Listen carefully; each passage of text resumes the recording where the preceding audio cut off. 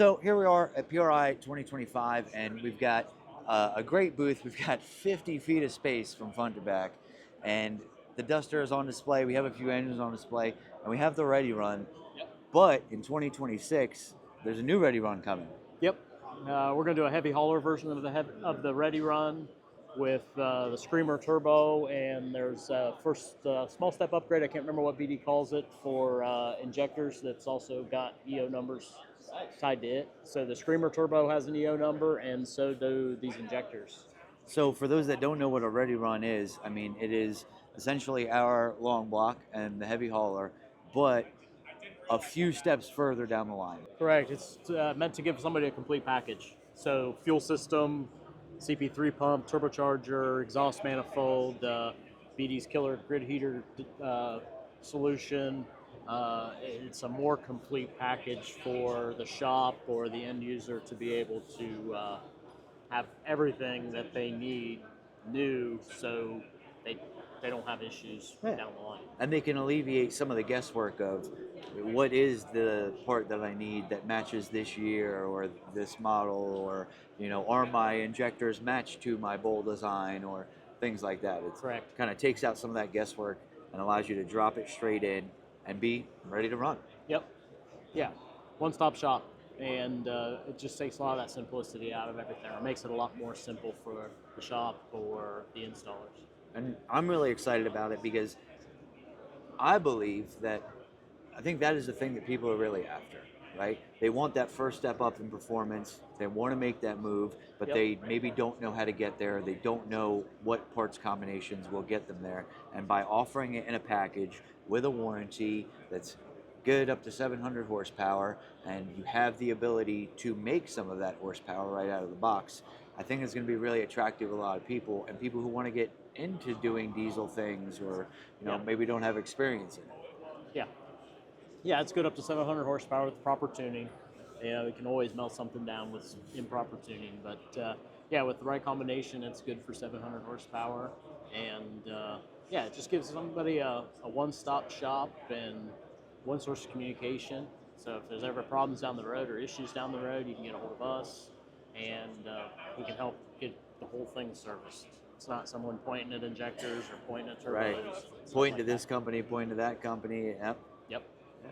Perfect. So one of the things that we have coming in 2026, but there's also some other stuff that's happening in 2026 Yep.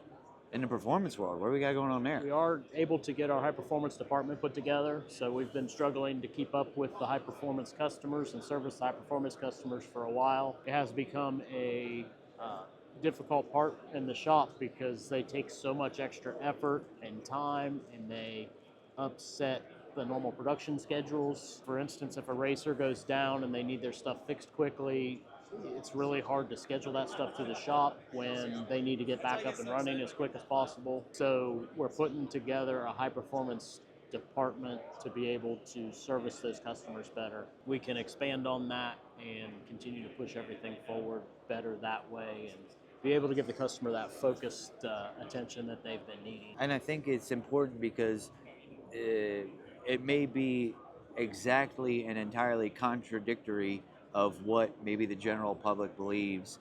And we've heard it all the time, and Burnout brands this and Burnout brands that, and they're going to cut this. And uh, clearly we had to ask about this. We didn't just come up with this on our own. And the ability to implement this department to give that service to the customer, who is a core customer of ours, I think is important, and just shows that it's opposite of what you may think is going on around here. I mean, at the end of the day, it's all got to be a business. We have employees, and they have to feed their families, and we have to make sure that that can happen, and everyone can continue to prosper. So it has to be a business, and at the end of the day, we need to be able to focus on that, and we have been short. Like, we have not been taking care of those customers like we should be, and we just haven't had the bandwidth. I mean, it's becoming a small piece of the business at this point, so it's hard to focus on that small of a piece of the business. And I think that the thing that a lot of people don't realize is, we talked about this example the other day.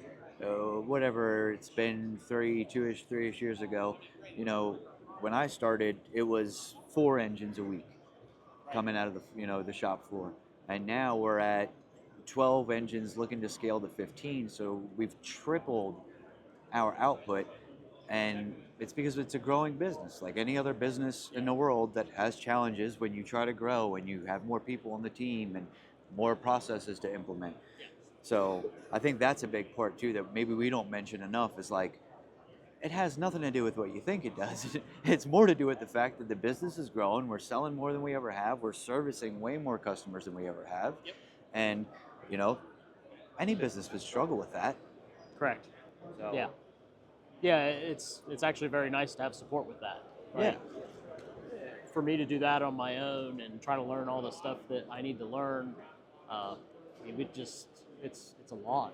And now we have a lot of resources that we can share: engineering teams, standard operating procedures, corrective action stuff, and how we scale that stuff forward is just huge. Action, like it's a huge advantage. It helps a lot. It's not just one person trying to figure that stuff out. Right.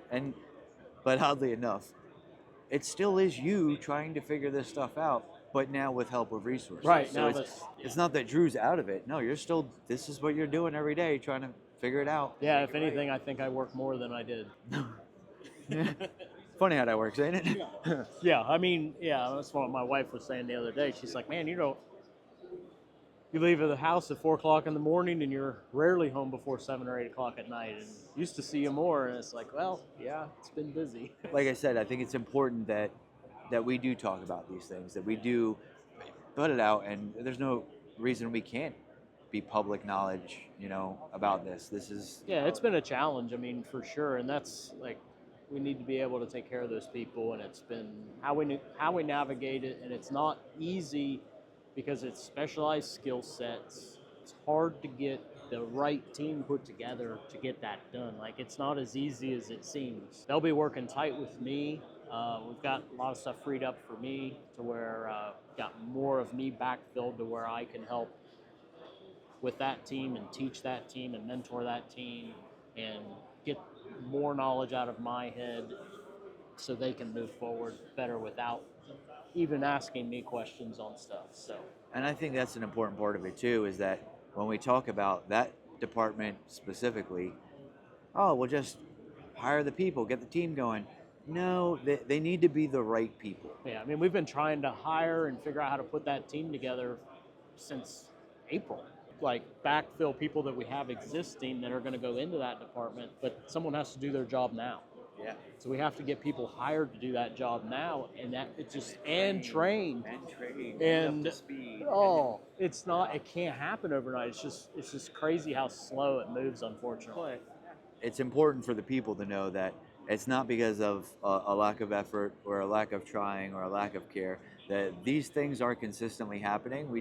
Maybe we don't jump up and down and scream about them all the time, because, and also rightfully so, we want to put something good out, and we want to make sure that our ducks are in a row, and whoever is involved in this performance department will feel confident in the entire team from top to bottom and ready to roll that out. And they're prepared and ready to handle any incoming, because that's the other part. We can say that these people are here, but as soon as we say that, well, are they ready to receive any incoming requests? Are they ready to receive incoming service or refreshes or any of that kind of stuff? So it takes a bit to get it right, but it'll get there. Yeah, I'm excited for it. It's really coming together for the first part of the year. So there's a lot to look forward to in 2026, and D&J ain't slowing down anytime soon. Have a nice day.